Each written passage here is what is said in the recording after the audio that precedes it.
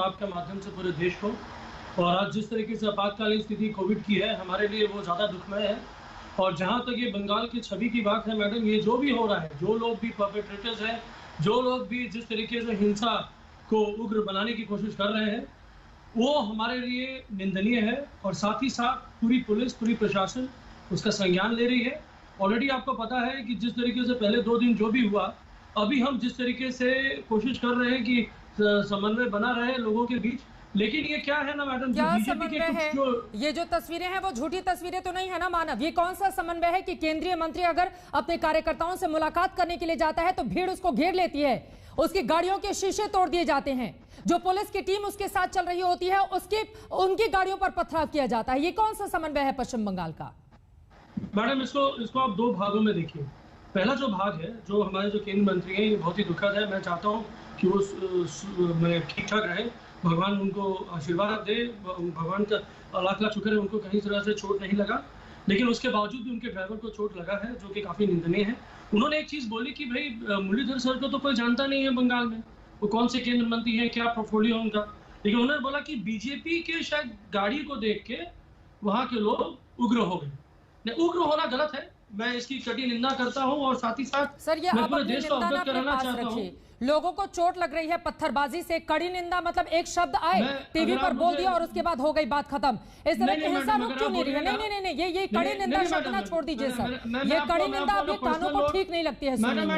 ये बताइए, जो अराजकता की बेलगाम स्थिति है उस पर लगाम कब लगेगी? एक लाइन में बताइए ना सर। बीजेपी के मैं अपने आप को समर्पित करता हूं। बीजेपी वाले जहां भी जा रहे हैं, गांव देहात जा रहे हैं, वो मुझे लेके चले, मैं उनके साथ चलूंगा। अगर ईंट पत्थरों का अगर अंबार लगेगा, मैं खाऊंगा। मैं उनको सुरक्षित देने के लिए कवच बनूंगा। ये हमारी नेत्री ने हमें सिखाया। लेकिन इनके नेताओं ने क्या किया है? 2020 shoot the demonstrators in the head, माने सर पे गोली मारिए। इतिहास में हम जाएंगे, अभी वर्तमान की तस्वीरों पर रहते हैं। ठीक है, आपने निंदा कर दी है संबित पात्रा से, मैं जवाब ले लेती हूँ। सर, इतिहास में जाइएगा, वर्तमान में रहिए ना। हैट्रिक लगा चुकी हैं दीदी, इतना बड़ा मैंडेट मिला है और उसी मैंडेट के हिसाब से उम्मीदों के लिहाज से जनता उनकी ओर देख रही है। और इस तरह की तस्वीरें यकीनन शर्मनाक है। लेकिन संबित पात्रा, उसकी पहले जवाब आपका। ममता बनर्जी की पार्टी कह रही है कि दरअसल बीजेपी हार पचा नहीं पा रही है, इस वजह से इस तरह से फेक न्यूज भी फैला रही है। इन तस्वीरों पर तो नहीं, लेकिन पुराने जितने मामले हैं उसको लेकर अब पर तंज कसा जा रहा है। संबित पात्रा, देखिए, आज बहुत शर्मनाक स्थिति है। इस प्रकार की स्थिति आज बंगाल में है, केवल हिंदुस्तान नहीं पूरा विश्व देख रहा है।